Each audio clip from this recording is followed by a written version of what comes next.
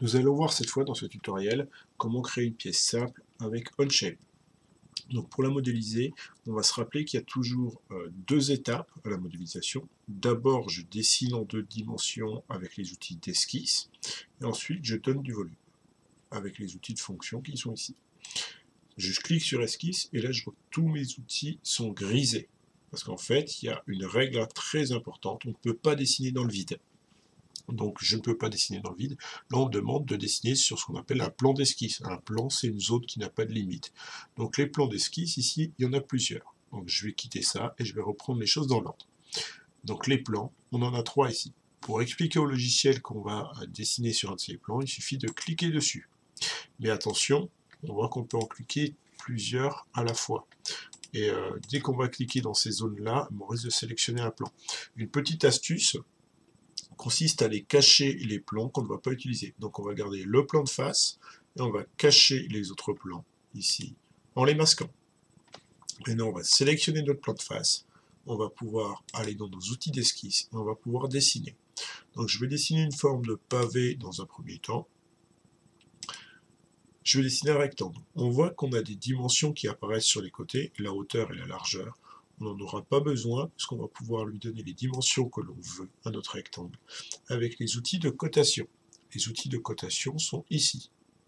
On va cliquer dessus. On va cliquer sur le trait sur lequel on veut donner une cotation. On se déplace. On clique à nouveau. On va pouvoir rentrer la valeur. Donc une valeur en millimètres.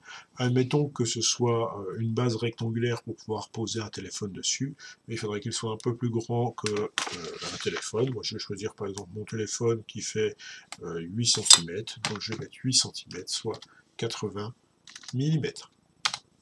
Je vais valider. Vous voyez que ça s'est agrandi.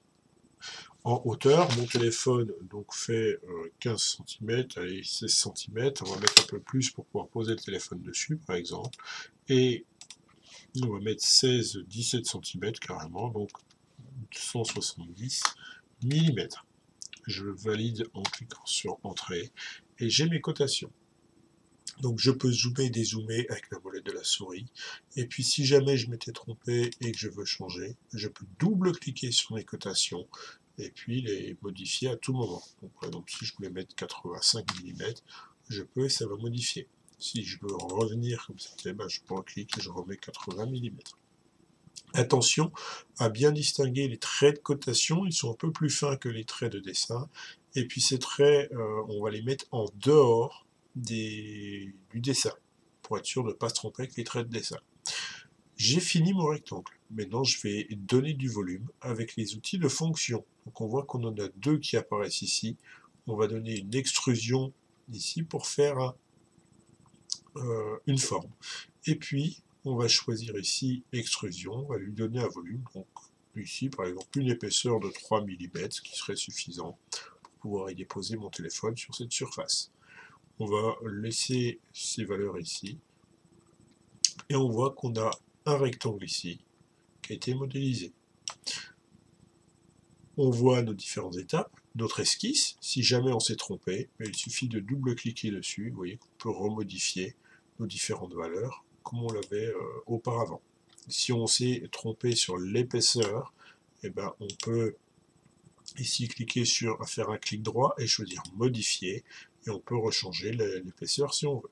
On peut choisir la direction de ce côté-là ou de l'autre côté, on voit bien la différence, et puis ben, on va revalider nos modifications s'il y a besoin. Et puis on voit ici les différentes parties de notre pièce qui se font au fur et à mesure, avec tout ce qui va être fait ici. On peut avoir plusieurs pièces, donc il faudra faire attention. Chaque fois qu'on a des pièces différentes, elles vont se mettre ici dans notre fichier. Dans un premier temps, on va essayer de travailler avec une seule pièce sur un fichier. Voilà pour ce petit tutoriel, on verra après comment rajouter de la matière, et puis comment en enlever aussi dans d'autres tutoriels.